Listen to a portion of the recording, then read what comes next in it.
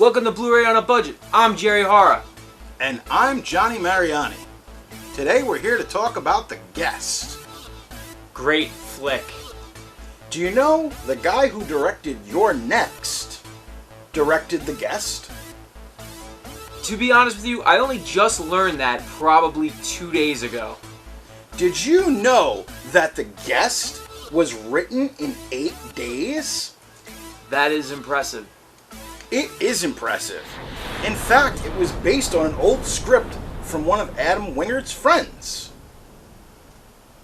Yeah, it was basically about this guy who had PTSD, and it was more of a dramatic piece, and then eventually it changed. This film came out in theaters, I want to say last summer, 2014, and it was very hard to find because most studios didn't believe in it. You're Next is... Oh, wait. This is The Guest. This is The Guest. Yeah. Shit. I was going to give him a synopsis for You're Next, but I guess this is not that film. Maybe another episode. I'm pretty confident we're going to do that one, because I got it on a budget. But in all seriousness, kids, The Guest is a story about, well... I guess you can pretty much boil it down to it's a soldier coming home. It is a soldier coming home. Now, the way they marketed this film was very different. I believe the actor's name is Dan Stevens. Stevens, right. Yeah, he plays the lead. And he was incredibly frail. He was actually chubby. He was from Downtown Abbey. He's a British fella. But you wouldn't think that by watching this film that he's actually also, British. Prince Valiant or Prince whatever from, or King something from Night of the Museum. Really? Yes. I did not know I that. also did a little bit of background checking on that one, so... Well, he got all muscled up for this film, and then that big shot that they shoot was shot on the last day where he's all like muscly and stuff. Yeah, that was for the ladies.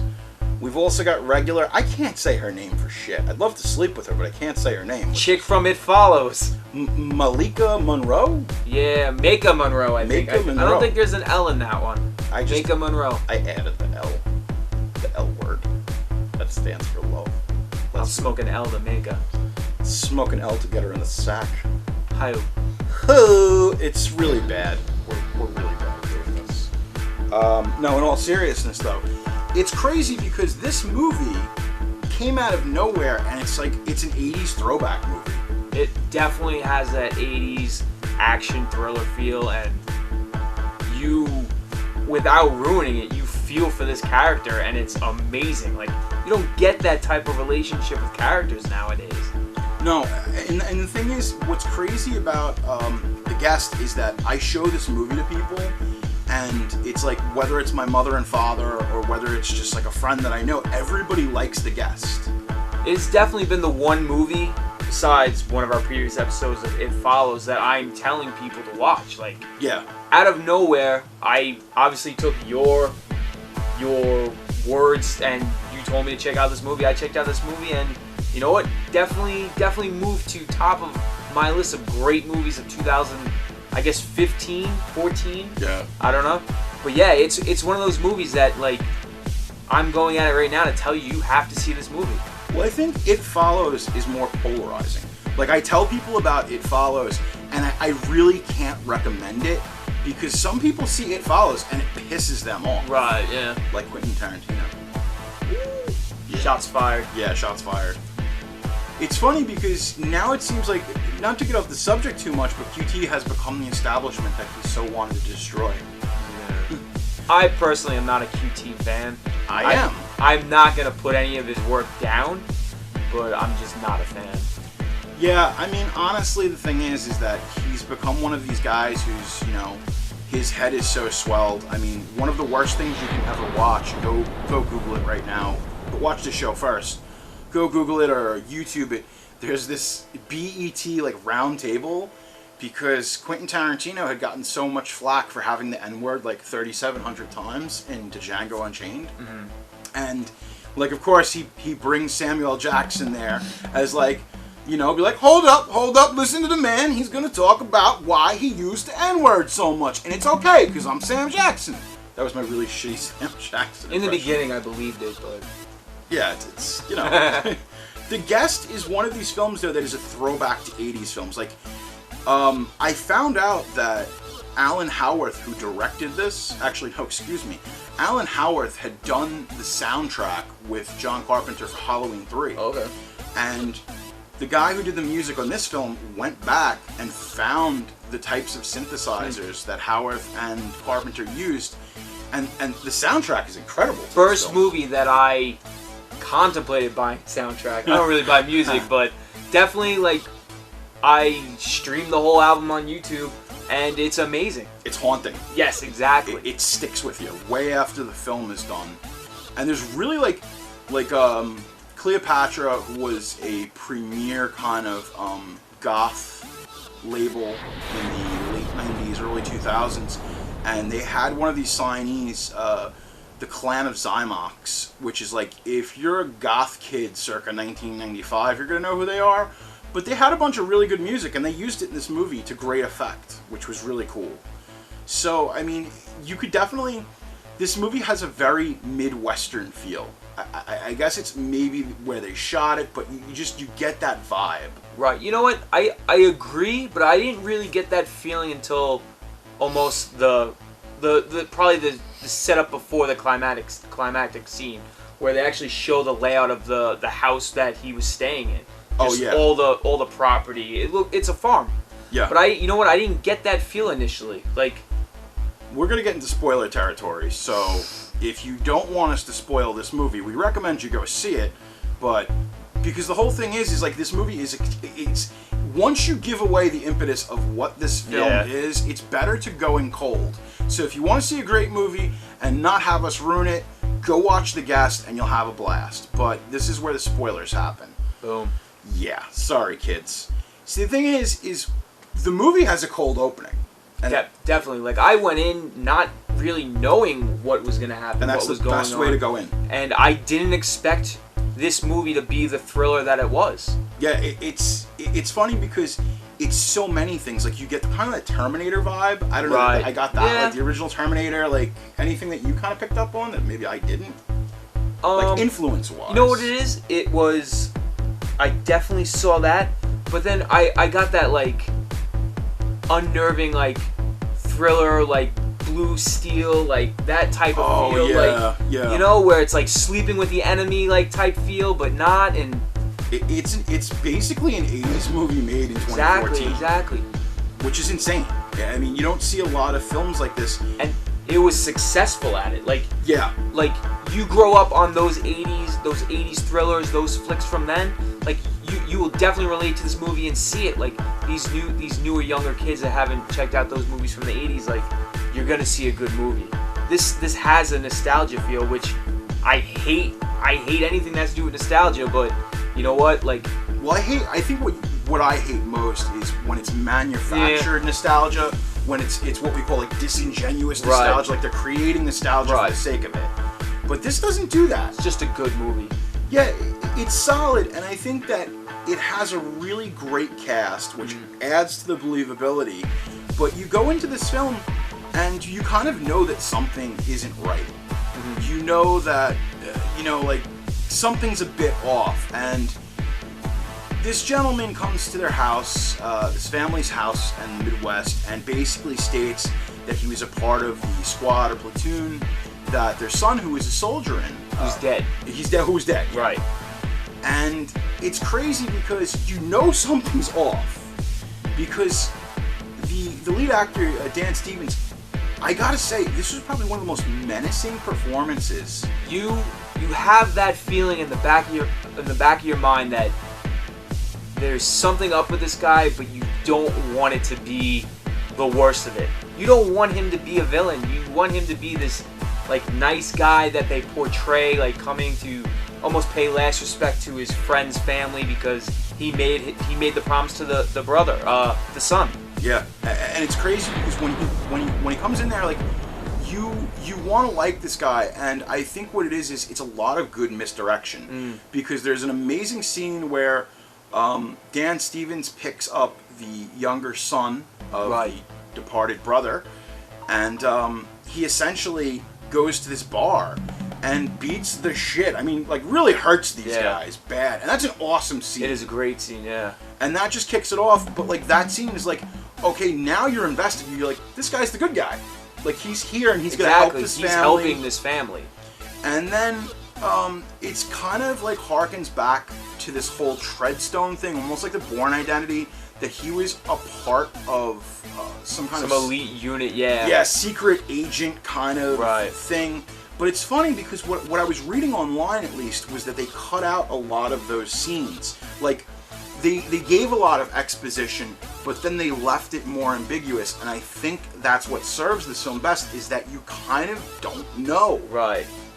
I mean, go ahead. I'm sorry. I apologize. No, you know what? I think it would have probably ruined the film if they showed more of this, his special elite training and all this. You know what? It was good, the amounts they had in, where, like, you kind of just discover that he had this training, or he was part of some, like, group that trained him to be this I guess, special soldier.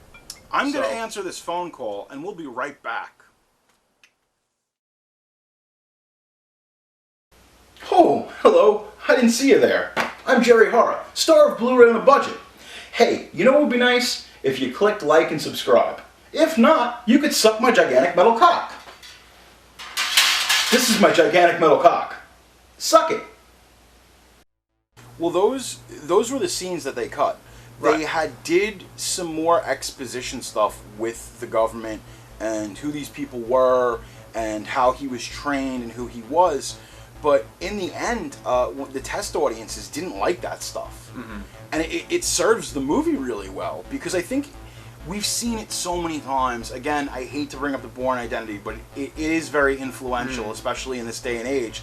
And it's like, had we seen these things, I think that it would have taken away from the suspense. And the movie at its heart is a thriller.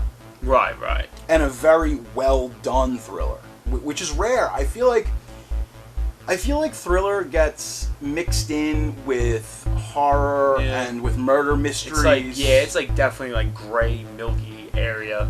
Sometimes I kind of shy away from them when they're just blatantly thriller. So yeah, I think it works. Like you touched before, going in blind is the best way with this movie.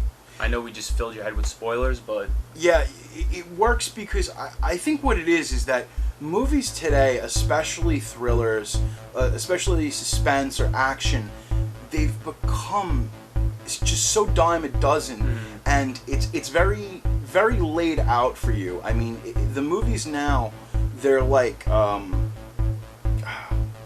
I don't want. Yeah, I'm gonna say it. They're kind of like movies for dummies.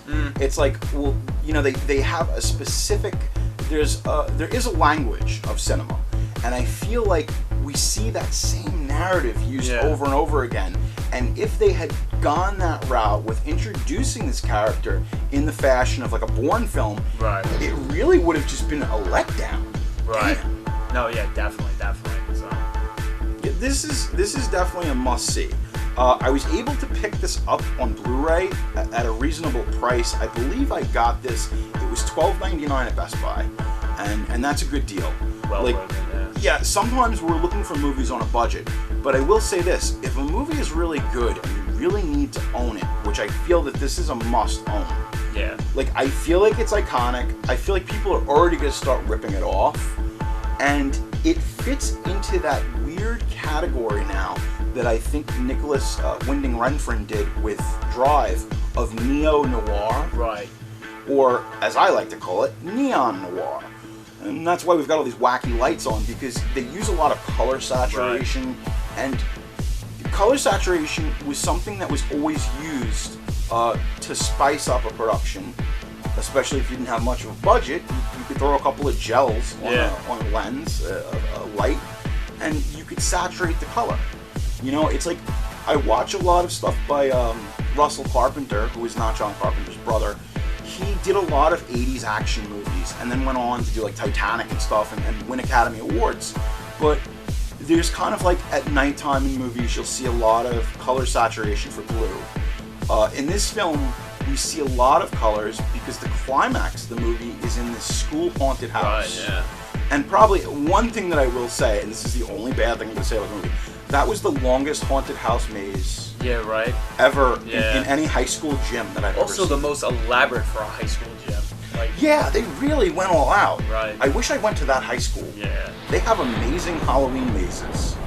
The film works, though. I mean, whether you're talking about the score of the film, whether you're talking about the acting, everything in this movie works. Like, it's really, it's one of those things, like, we've become so trained to destroy films. I think the internet especially feeds on negativity, feeds on hate, and this is one of those movies that, like, if you want to nitpick it, you could nitpick it, but what's the point? Right. There is no point. Like, it's the perfect movie for right now. For, I guess it's almost one of the most original movies to come out in a while too. It's just, Yeah. it had so many things in it that, like, It's got a lot going right. for it. Yeah. It's just, it has that much going for it. I can't even talk about it right now. It's just like, Yeah. it was. I'm gonna complete spoiler right now. It was one of the first movies that I was like, oh, the villain has to win in this movie. Yeah. You root for the bad guy. Yeah, yeah. You root for the bad guy. And that's very rare. Right. You don't get that where you have an anti-hero Right. who is so likable. Super spoiler territory. The one thing that pissed some people off, but I think it was a nod and a wink to the audience, especially at homage, is when the Dan Stevens character escapes at the end. Right. Yeah. Some people didn't like that. I love that, actually. I liked it too, because the thing is we grew up watching Right. these films from the 80s, and there were like 100 movies that did that. So if it was influenced by these films, which it is, that was definitely the wink to the audience. Right. But here's the thing, as much of The Guest is a great movie, I don't want to see a sequel. Yeah, I don't want to. Like, what, like, you know, like, Yeah. what would the sequel be about? Yeah. I don't think it's a movie that's well served by a sequel. Yeah. I'm sure the producers would like a sequel. Yeah, right? I mean, this guy Adam Wingard, who we've tried to get in contact with. Adam, if you're out there and you want to discuss The I Guest, hit you up the other night. he did hit you up the other night. If you want to discuss The Guest or You're Next, you really need to talk to us, because You're Next is a great film. It kind of veers off at the end. Some people don't like that it gets a little crazy, but I like You're Next. And You're Next is a great movie. It's like a 3-star movie, and then The Guest is like a 4-star movie. Definitely. So I think everybody, especially producers in Hollywood, you know, any studio, is looking to see what Adam Wingard is going to do next. Like, this guy is pretty prolific, considering he's like, you know, he's 2 movies into the game and he's killing it. Right. One thing I didn't like, Uh-oh. I thought we were going to see the mom's tits, and we didn't. Oh, I shit. wanted to see the mom's tits. I totally wanted to see the mom's tits. But Damn. I'll tell you, I really thought this was a perfect movie until I realized that we did not see her tits. yeah. I actually made it a point to Google her to see if she had any movies with her tits showing, and she does. So Really? yeah, And... they're pretty spectacular. God damn it, I knew it! Yeah. Ah.